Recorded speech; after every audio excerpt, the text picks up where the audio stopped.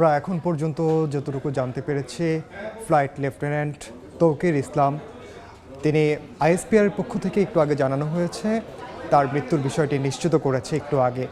এখন পর্যন্ত হতাহতের সংখ্যা নিয়ে ধোঁয়াশা রয়েছে। ফ্লাইট লেফটেন্যান্ট তৌকির ইসলাম সাগরের ছবি আমরা দেখতে পাচ্ছি। তিনি মূলত আজ একটা 6 মিনিটে যেই প্রশিক্ষণ বিমানটি J7 বিজিআই মডেলের বিমানটি তিনি উড্ডয়ন করেছিলেন এবং উড্ডয়নের কিছুক্ষণের মধ্যেই বিমানটি মাইলস্টোন স্কুল অ্যান্ড কলেজের পাশে সেটি আছড়ে পড়ে বিধ্বস্ত হয় এবং সঙ্গে সঙ্গে আগুন ধরে যায়। এবং এই ঘটনায় অসংখ্য শিক্ষার্থী দগ্ধ হয়েছেন, আহত হয়েছেন এবং তাদেরকে একে একে সম্মিলিত সামরিক হাসপাতাল থেকে শুরু করে আশপাশের যে হাসপাতালগুলো রয়েছে সেখানে নিয়ে যাওয়া হয়েছে। এখনও উদ্ধার তৎপরতা চলছে এবং সহকর্মী জ্যাভলিন সহ আমাদের অন্যান্য সহকর্মীরাও জানাচ্ছিলেন, সবশেষ খবর জানাচ্ছিলেন এবং আমরা সেই ছবিগুলোও দেখছি। আমরা দিয়াবাড়ির যেই ঘটনাস্থল যেখানে বিমানটি দুর্ঘটনায় পতিত হয়েছে, বিধ্বস্ত হয়েছে, সেই চিত্র যেমন দেখতে পাচ্ছি, তেমনি বার্ন ইনস্টিটিউটের বর্তমান সরাসরি চিত্র আমরা দেখছি। সেখানে আহতদেরকে, দগ্ধদেরকে নিয়ে যাওয়া হচ্ছে চিকিৎসার জন্য। এছাড়া বার্ন ইনস্টিটিউটে এরই মধ্যে যারা ভর্তি হয়েছেন, যাদের চিকিৎসা চলছে, তাদের চিত্রও আমরা দর্শক আপনাদের দিকে দেখাচ্ছি। এবং আসলে এমন মানবিক যে বিপর্যয়, এমন পরিস্থিতি বাংলাদেশ আগে খুব কমই দেখেছে। বিশেষ করে এমন প্রশিক্ষণ বিমান বিধ্বস্ত হয়েছে কিন্তু রাজধানীতে লোকালয়ের মানুষের লোকারণ্যে এমন জায়গায় বিধ্বস্ত খুবই বিরল একটি ঘটনা। এবং এমন সময়ে বিমানটি বিধ্বস্ত হয়েছে, এমন জায়গায় বিধ্বস্ত হয়েছে যখন মাইলস্টোন স্কুল অ্যান্ড কলেজের শিক্ষার্থীদের ছুটি হচ্ছিল, ঠিক সেই সময়টাই। এবং সেখানে অসংখ্য শিক্ষার্থীর পাশাপাশি তাদের অভিভাবকরাও বাইরে অপেক্ষা করছিলেন এবং ঠিক তখনই মূলত বিমান বিধ্বস্তের ঘটনা ঘটে এবং যার কারণে হতাহতের সংখ্যা আসলে এত বাড়ছে। এবং আমরা সেই তৎপরতাই দেখছি, সেনাবাহিনী থেকে শুরু করে বিজিবি, বিভিন্ন সংস্থা এরই মধ্যে উদ্ধার কাজে যোগ দিয়েছে। এমনকি হেলিকপ্টারে করেও দুর্ঘটনাস্থল থেকে আহতদেরকে উদ্ধার করা হয়েছে, হাসপাতালে নিয়ে যেতে আমরা দেখেছি। তাছাড়া যারা দগ্ধ হয়েছেন, আহত হয়েছেন, তাদেরকে আমরা বার্ন ইনস্টিটিউটে ব্যথায় কাতরাতে দেখছি। দর্শক, আমরা আপনাদেরকে এখন যে চিত্র দেখাচ্ছি, বার্ন ইনস্টিটিউটে একের পর এক অ্যাম্বুলেন্স সহ অ্যাম্বুলেন্সের পাশাপাশি বিভিন্ন ধরনের গাড়িতে করেও আসলে দগ্ধ যারা হয়েছেন তাদেরকে নিয়ে আসা হচ্ছে। এবং সামাজিক যোগাযোগ মাধ্যমে আপনারা নিশ্চয়ই এরই মধ্যে অসংখ্য ছবি দেখেছেন আসলে, যেগুলো খুবই বেদনাদায়ক এবং খুবই মর্মান্তিক আসলে। যে কারণে এখন পর্যন্ত আমরা হতাহতের সংখ্যাটা আসলে আপনাদের জানানোর চেষ্টা করছি। এখন পর্যন্ত বার্ন ইনস্টিটিউটে 60 জনের বেশি ভর্তি করা হয়েছে। এছাড়া সিএমএইচেও আরও বেশ কয়েকজনকে নেওয়া হয়েছে। এবং আরেকটি তথ্য না জানালেই নয়, যেটা এর আগেও বলছিলাম, ফ্লাইট লেফটেন্যান্ট যিনি আজকের বিমানটি মূলত পরিচালনা করছেন, ফ্লাইট লেফটেন্যান্ট তৌকির ইসলাম সাগর, তিনি নিহত হয়েছেন। এটি জনসংযোগ পরিদপ্তরের পক্ষ থেকে সেনাবাহিনীর যেই আইএসপিআর, তাদের পক্ষ থেকে ফ্লাইট লেফটেন্যান্ট তৌকির ইসলাম সাগরের মৃত্যুর খবরটি নিশ্চিত করা হয়েছে।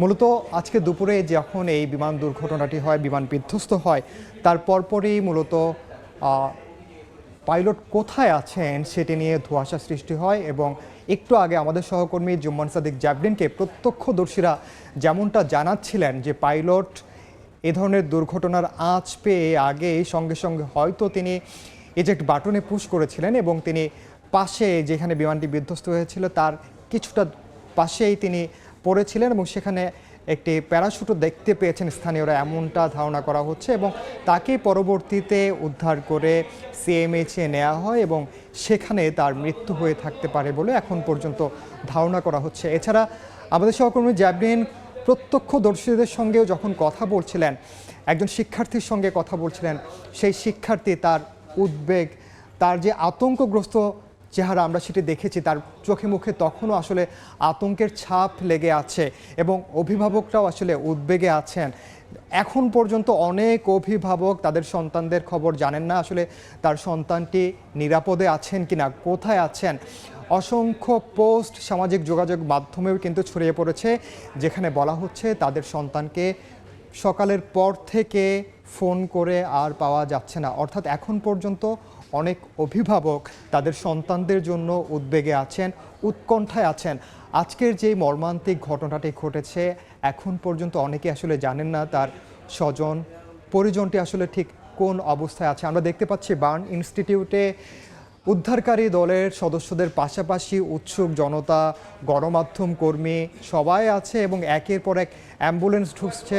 তাদেরকে মূলত নিরাপদ দূরত্ব বজায় রাখার জন্য নিরাপত্তা বাহিনীর সদস্যরা বারবার নির্দেশনা দিচ্ছেন, মাইকিং করছেন এবং যারা ভলেন্টিয়ার আছেন, স্বেচ্ছাসেবক আছেন, তারাও চেষ্টা করছেন পরিস্থিতি স্বাভাবিক অনুকূলে নিয়ে আসার। এবং এর আগে আমরা ঘটনাস্থলে যেমনটা দেখেছি মাইলস্টোন স্কুল অ্যান্ড কলেজের চারপাশে যে উদ্ধার তৎপরতার যে চিত্র আমরা দেখেছি, সেখানে সেনা সদস্যদেরকে আমরা যেভাবে ঝাঁপিয়ে পড়তে দেখেছি স্ট্রেচারে করে, এমনকি কেউ একেবারে কোলে করে দগ্ধ যারা হয়েছেন, আহত যারা হয়েছেন তাদেরকে দুর্ঘটনাস্থল থেকে সরিয়ে নিতে আমরা দেখেছি। এবং একের পর এক এখনও অ্যাম্বুলেন্স আসছে এবং যারা আহত হয়েছেন, দগ্ধ হয়েছেন আজকের এই মর্মান্তিক দুর্ঘটনায় ক্ষতিগ্রস্ত হয়েছেন, তাদেরকে হাসপাতাল সহ আশপাশে বিশেষ করে নিকটস্থ হাসপাতালগুলোতে আনা হয়েছে। এছাড়া যাদের অবস্থা খুবই গুরুতর তাদেরকে বার্ন ইনস্টিটিউট সহ সিএমএইচে নিয়ে যাওয়া হয়েছে এবং সেই চিত্র দর্শক আপনারা দেখতে পাচ্ছেন বার্ন ইনস্টিটিউটের পাশাপাশি দুর্ঘটনাস্থল দিয়াবাড়ি,